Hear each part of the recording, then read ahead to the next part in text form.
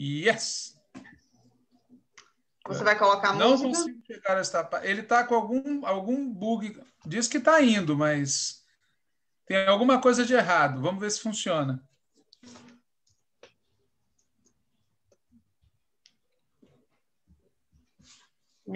Eu acho que funcionou, viu, Walter? Ok.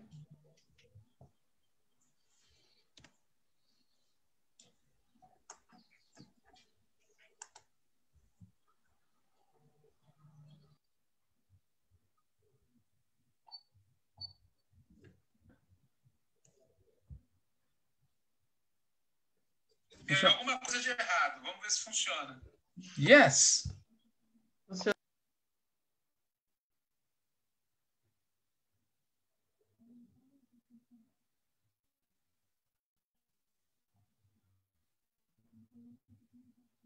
Estamos no ar.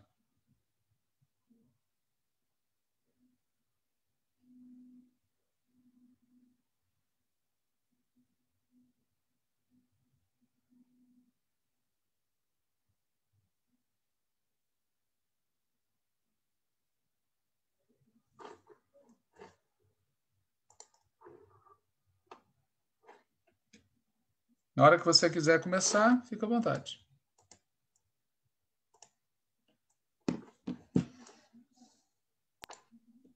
Vamos começar assim que eu mandar para a minha lista de transmissão.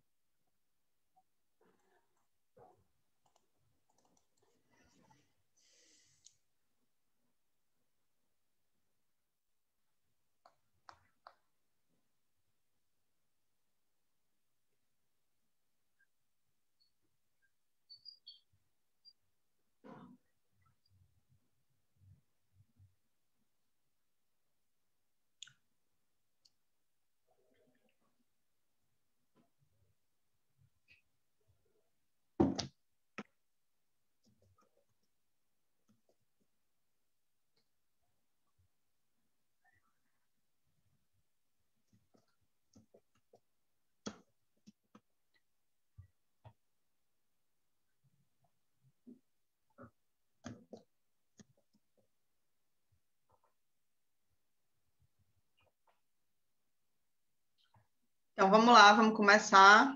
Né? Boa noite, Walter. Boa noite quem está assistindo a gente no Facebook. Esse é mais um programa antivírus, esse é o programa número 5 de 2021, né? O nosso programa semanal feito pela Tendência Petista Articulação de Esquerda sobre conjuntura política. Né? Hoje a gente vai falar sobre como colocar o bloco na rua, essa frase que foi tão comentada aí nos últimos dias, e o papel de Lula, de Haddad, do PT, aí nesse biênio que a gente está iniciando, 2021, 2022, né? Certamente, muita gente acompanhou as declarações recentes do companheiro Fernando Haddad, de que colocaria o bloco na rua, né? A pedido de Lula. O momento que surge esse debate não é ao acaso, né, obviamente, né, surge após as eleições municipais de 2020 e após a derrota que a gente sofreu, que a tática adotada pelo PT e pela esquerda sofreu na eleição das mesas diretoras do parlamento, especialmente no caso da Câmara, né? E após a vitória de Arthur Lira, que, enfim, foi uma derrota, né, para a direita não bolsonarista, chamada direita não bolsonarista. Parece que a possibilidade do impeachment ficou mais distante, né? O que, obviamente, na nossa opinião, não significa a paralisação das lutas em defesa do impeachment. Pelo contrário, a gente acha que é preciso reforçar essas lutas, porque só com muita pressão popular é que vai ser possível derrubar Bolsonaro, seja quem for o presidente da Câmara, né? Então, diante disso tudo, né, eu considero que, de fato, é fundamental colocar o bloco na rua, né? Mas é necessário colocar o bloco na rua não só por isso, né? Não só por termos sofrido essas derrotas, não só pela questão da luta pelo impeachment, né, mas também porque a questão da vacina caminha a passos de tartaruga, né, enquanto as mortes por Covid seguem num alto patamar no país, porque o desemprego no país segue crescendo, né, e o fim do auxílio emergencial aprofunda as dificuldades de vida do povo, com mais miséria, mais fome, né?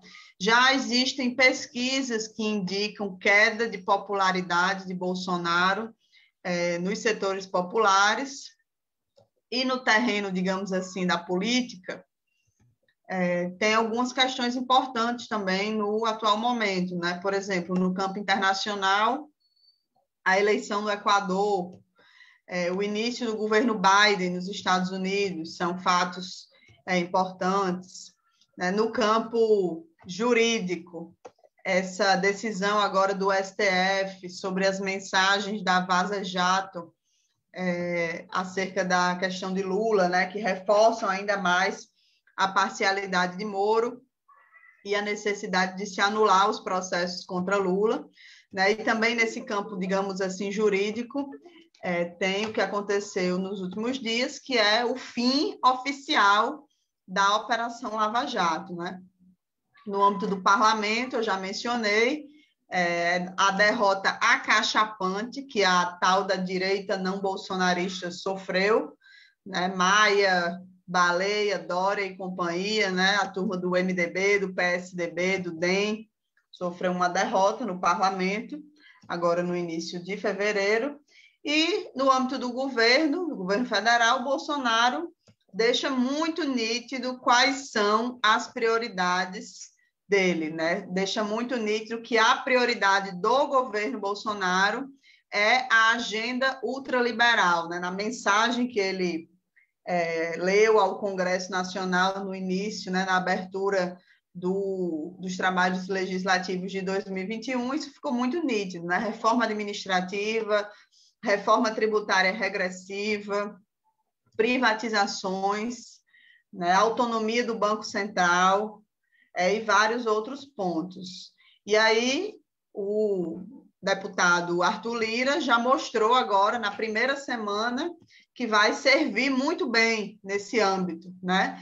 Entregou a aprovação do Banco Central na primeira semana, né? Nos primeiros dias de trabalhos legislativos em 2021. Então, é nesse ambiente, né, nesse ambiente político e social, que eu resumi aqui um pouco para abrir aqui o nosso debate, que vem essa discussão sobre colocar o bloco na rua, né, que foi a declaração do companheiro Fernando Haddad aí na última sexta-feira. Walter vai comentar um pouco para a gente sobre esse assunto.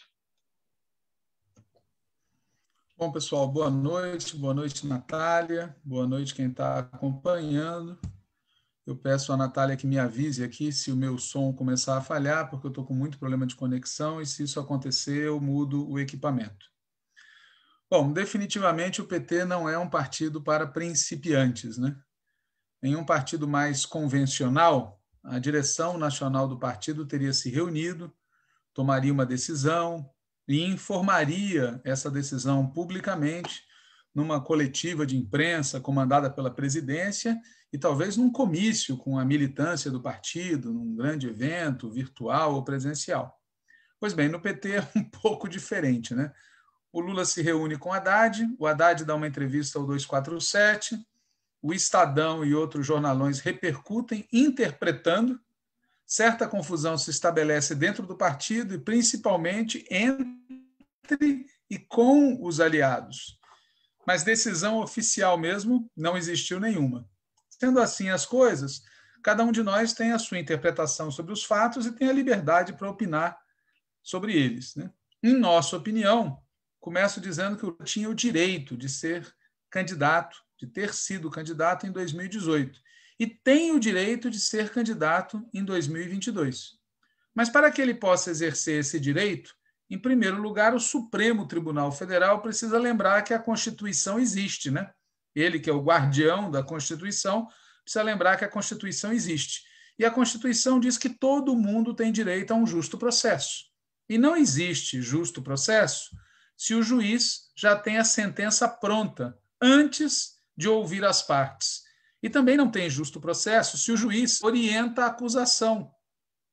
O Supremo Tribunal Federal sabe disso. O Supremo Tribunal Federal sabe que o Moro é um criminoso e que o julgamento contra Lula, feito por esse criminoso, precisa ser anulado.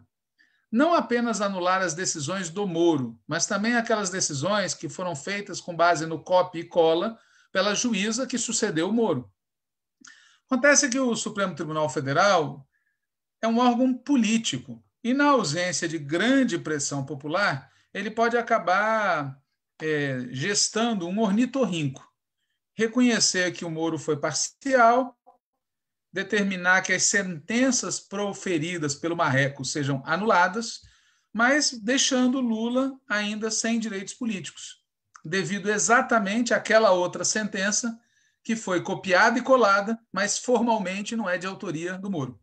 Se o Supremo fizer isso, ele vai dar um troco no Moro, mas sem interferir no resultado das eleições de 2022. O que, vamos reconhecer, seria uma medida assaz sábia, entre aspas, por parte do Supremo, uma vez que todos nós sabemos que interferir contra o PT pode, mas interferir a favor da democracia, do povo, do PT, pode causar alguma celeuma, algum dano para quem faz isso.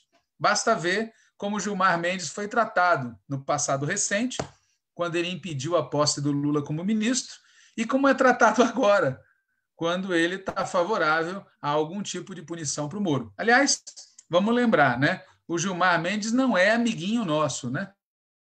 Não é amiguinho nosso. Nem nosso, nem da Constituição, nem da Justiça, porque, infelizmente, entre nós tem muita gente de memória muito curta. Mas, voltando ao ornitorrinco, nem mesmo isso é garantido. E, por conta desse fato, há quem proponha que Lula deixe claro que, se ele vier a recuperar os seus direitos políticos, ele não pretenderia exercê-los e, portanto, não seria candidato a presidente em 2022. Na opinião dos que defendem isso, abrir mão previamente de uma candidatura à presidência em 2022 teria duas vantagens. Aumentaria as chances de vitória no Supremo Tribunal Federal. E 2, reduziria a zero a possibilidade de uma derrota do Lula em 2022. Pois é bom lembrar, Lula candidato em 2022 não é Lula eleito em 2022. E é óbvio, Lula derrotado em 2022 seria um desfecho, obviamente, muito duro, né? Há até quem especule que o cavernícola gostaria de correr o risco de disputar com Lula, exatamente porque, se o cavernícola ganhasse uma disputa presidencial contra o Lula, isso serviria para ele legalizar a posteriori a fraude cometida em 2018. Mas nem todo mundo tem a inteligência do Bolsonaro, né? Dos nossos inimigos, é que é melhor não correr risco, que é melhor tentar, de qualquer jeito, evitar que o Lula dispute as eleições presidenciais em 2022. E, por isso, a chantagem corre solta. Há quem diga, inclusive, que vieram recados do Supremo Tribunal Federal nesse sentido. Tipo assim, se o cara desistir, aumentariam as chances de anular a condenação. Nesse contexto, aquela famosa turma do melhor um péssimo acordo do que uma boa briga está em polvorosa. Um dos argumentos dessa turma do melhor um péssimo acordo do que uma boa briga, da turma que defende que o Lula pendure as chuteiras, é o de que nem Rafael Correia, nem Evo Morales, nem Cristina Kirchner disputaram a presidência de seus países depois que foram alvos da Operação Golpismo. Por quê? Perguntam os adeptos desse tipo de direção defensiva, né? Do melhor um mau acordo do que uma boa briga, por que é que o Lula deveria fazer diferente dos nossos hermanos? Pois bem, imaginemos um cenário em que Lula efetivamente não venha a ser candidato, seja por vontade própria, seja devido à ilegalidade continuada cometida pelo judiciário. Nesse caso, o probleminha é que as chances do PT vencer em 2022 ou antes, pois a gente não descarta que o cavernícola e a vaca fardada deixem de concluir seu mandato, as chances do PT vencer em 2022, se Lula não for candidato, se reduzem muito. Ou seja, sem Lula, aumentam muito as chances do PT sofrer não apenas uma derrota eleitoral, mas também uma derrota política. E na linha do vamos botar terror, né, há até quem especule que pela primeira vez na história, desde 1989, o PT poderia ficar em terceiro lugar numa disputa presidencial. Como é óbvio, essas especulações todas são interessadíssimas, né? Interessadíssimas porque interessam especialmente a quem deseja, a quem torce, a quem trabalha para que o PT abra mão de ter uma candidatura presidencial. Mas, especulações à parte, é fato que se Lula não for candidato em 2022, as chances de o PT realizar alguma política de alianças ficam menores do que já são. Sem Lula candidato, há quem diga que até mesmo nossos mais tradicionais aliados poderiam, por diferentes razões, buscar um caminho longe do PT. Pessoalmente, eu acho difícil prever agora o que realmente o PSOL e o PCdoB farão no primeiro turno de 2022, num cenário desse tipo. Até porque tem a variável chamada cláusula de barreira, né? Mas acho possível prever desde já o que o PSB e o PDT, o que o Partido Socialista e o Partido Democrático Trabalhista farão. E não vejo motivo algum para acreditar que eles fariam no primeiro turno de 2022 o que não fizeram em vários dos primeiros turnos presidenciais entre 89 e 2018. E para complicar ainda mais o quadro, existem as eleições para governos estaduais e Senado. Aproveitando-se dessa complicação adicional, a turma do Vamos Botar Terror afirma que poderia ocorrer o até agora impensável, uma candidatura presidencial petista ser cristianizada por governadores, senadores e deputados do próprio PT. Repito, tudo isso é especulação. E, em geral, especulação interessadíssima, vinda de quem não quer que o PT tenha candidatura presidencial em 2022. Mas faz parte do debate. E a gente tem que levar em consideração que tem gente que está se movendo por esse tipo de argumento. Para completar o cenário, a alternativa adotada em 2018, que foi a de manter Lula como candidato, até que a justiça se faça ou não se faça, foi o que acabou acontecendo, essa alternativa de manter Lula como candidato até o limite parece hoje irrepetível por uma série de circunstâncias. Diante disso, o que fazer? Esse debate sobre o que fazer não começou agora, começou no dia seguinte à eleição presidencial de 2018. Naquele entonces, é bom lembrar, já havia gente falando em lançar Haddad para presidente em 2022. Da mesma forma, é desde então que começou a defesa de uma frente ampla como suposto melhor caminho para derrotar o Bozo.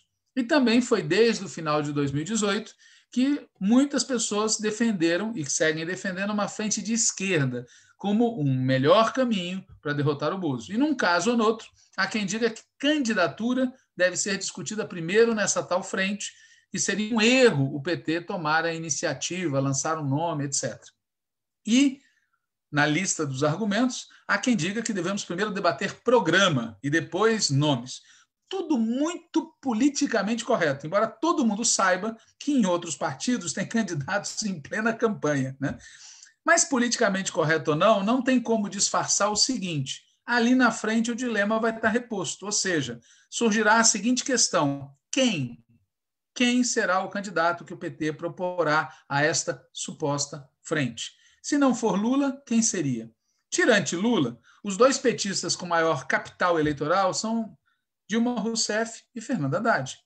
Dilma nunca se colocou para essa tarefa. E Haddad, por sua vez, é defendido abertamente por muitos setores do PT como o melhor nome caso Lula não possa. Evidentemente, há também os que defendem que Lula não deveria ser candidato e que Haddad é o melhor nome em qualquer caso. Assim como há, inclusive, quem defenda nomes alternativos, como é o caso dos que propõem o Rui Costa, atual governador da Bahia. Mas vamos voltar ao nome do Haddad. Dizem que capital que não circula diminui. Isso vale também para o capital eleitoral, né?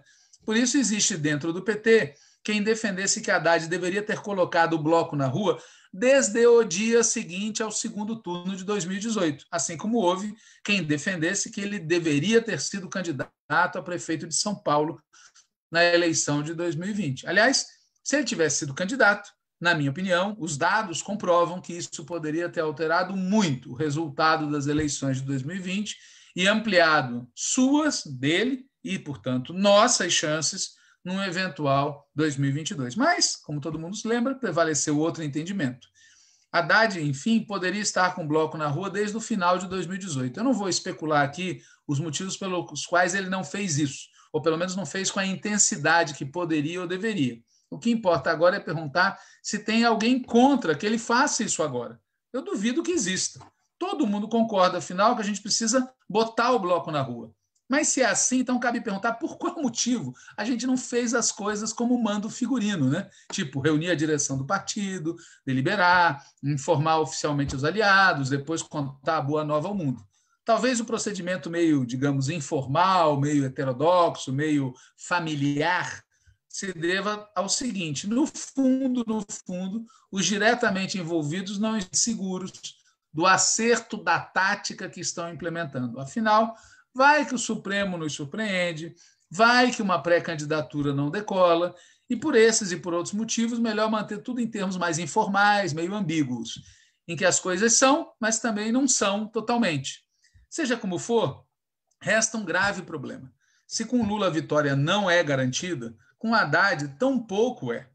Além da força do inimigo, que a gente não deve desprezar, além da força dos adversários, que a gente não deve minimizar, existem as nossas debilidades, especialmente duas. A primeira é bem fácil de explicar, né? Lula não correria o risco de ser cristianizado, mas Haddad, como já foi dito, pode ser. E a segunda é um pouco mais difícil de explicar, mas o povo, que é sábio, nos deu os meios literários de fazer isso, de maneira muito clara. Para enfrentar a conjuntura radical que nós estamos vivendo, a gente precisa muito que o Haddad invoque seu lado Andrade. Ou seja, precisamos que Haddad radicalize muito, mas muito mesmo. Quererá fazê-lo? Saberá fazê-lo? Conseguirá fazê-lo? Só o companheiro Haddad sabe responder essas questões. Mas existe um grande porém nessa história toda, que os antigos chamariam a famosa pedra de toque da questão. Para alguns, a derrota do golpismo, do ultraliberalismo e do bolsonarismo é um assunto essencialmente eleitoral. Para outros, inclusive para nós, derrotar o mal que nos aflige é um assunto que transcende muito o mundo das eleições. Ou derrotamos nossos inimigos antes das eleições, ou nossos inimigos vão nos derrotar nas eleições. E para derrotar nossos inimigos antes das eleições, é preciso acontecer, na nossa opinião, uma alteração completa da linha política e do modo de funcionamento da esquerda em geral e do PT em particular. Se não fizermos isso, se a gente não alterar a linha, não alterar a conduta, em 2022 a gente vai acabar com saudade de 2020. Nesse espírito, é muito positivo que Haddad coloque o bloco na rua. E melhor ainda será que Lula recupere seus direitos políticos e possa ele próprio concorrer à presidência em 2022. Mas, como dizia o poeta, mundo, vasto mundo, se eu me chamasse Raimundo, seria uma rima, não seria uma solução. Nesse sentido, com Lula ou com Haddad ou com quem quer que seja, a batalha de 2022 vai ser decidida em 2021. E, portanto, tão importante quanto decidir colocar o bloco na rua é decidir como fazer isso. E apesar do método atravessado, e mesmo sabendo das reviravoltas que ainda podem ocorrer dentro e fora do partido, dentro e fora da esquerda, é e será de grande valia, de grande ajuda, colocar o bloco na rua, desde que seja para estimular a luta social, para defender a vacinação, para lutar pelo emprego, para lutar pelo auxílio emergencial, para lutar pelo impeachment, para lutar pela restituição dos direitos de Lula, para debater o nosso programa de reconstrução e transformação do Brasil. Botar o bloco na rua é necessário, pois a gente precisa vencer nas ruas se a gente quiser vencer nas urnas. E para isso, para vencer nas ruas, vai ser necessária mobilização de verdade, não apenas lives. Pois é, Walter. O fato é que a gente está caminhando aí para um não carnaval nunca antes vivido, né? Com a pandemia prosseguindo aí a todo vapor, quase 40 milhões de pessoas sem ocupação e uma grande parcela dos que estão ocupados estão em cargos, em postos muito precários, né? junta a isso um baixíssimo patamar de luta social diante de um governo violento contra o povo, né? Então, não faltam motivos para lutar aí nesse biênio 2021, 2022, não faltam motivos para colocar o bloco na rua, né? E sendo que as dificuldades são muito grandes, né? Especialmente as dificuldades da esquerda em estabelecer o centro da nossa linha política, né? E em estabelecer que o centro da nossa linha política deve ser a mobilização, a luta social, a organização popular contra esse governo genocida, né? E não a frente ampla, e não as eleições como um fim em si mesmo, como o centro da nossa tática, né? Eu acho que sem isso, né, sem estabelecer como centro da nossa linha política a mobilização e a organização popular, a gente não vai conseguir derrotar a direita, que é sempre bom lembrar, né, não está apenas nas instituições do governo, no parlamento, mas está aí também muito capilarizada em amplos setores da sociedade. Então, eu acho que o principal, o centro, né, a principal questão do como colocar o bloco na rua diz respeito a isso, né? Colocar o bloco na rua não passa por articular a frente ampla, por exemplo, na nossa opinião, né? Passa por fazer a luta pelo impeachment, em defesa da vacina, em defesa do auxílio emergencial e contribuir para, em 2021, desde já, mesmo com pandemia, aumentar o nosso patamar de mobilização e de luta social. É isso. Quer comentar mais alguma coisa? Posso fazer um registro? Pode. Não, 2 registros. Um é que a gente está terminando amanhã um curso intitulado Passado, Presente e Futuro do PT. Amanhã a gente vai ter uma aula com a professora Isabel, do Rio de Janeiro, que é um debate sobre o futuro do partido. E hoje tem uma aula com a professora Natália Sena, não sei se vocês conhecem, que é sobre a luta contra o bolsonarismo e contra o golpismo. Começa às 9h, né? E a outra informação é que a gente tem aí engatilhado um curso nas próximas semanas sobre frentes, esse assunto que a Natália acabou de comentar. Então, quem tiver interesse, pode procurar no site da Escola Latino-Americana de História e Política. E um último comentário, vamos lembrar que ontem se comemoraram os 41 anos de fundação do Partido dos Trabalhadores. E por aquele critério básico de que os inimigos lamentam a nossa existência, a gente deve estar muito contente de ter conseguido fazer funcionar, fazer existir, com todos os problemas que possam ter tido, tá certo? Esse partido que é um instrumento importante na luta da classe trabalhadora brasileira e, portanto, importante também na luta da classe trabalhadora latino-americana e mundial, né? Parabéns aqui no dia seguinte ao Partido dos Trabalhadores pelos seus 41 anos de vida. É isso. É isso. Valeu, Walter. Boa noite para todo mundo que está assistindo e vida longa ao PT.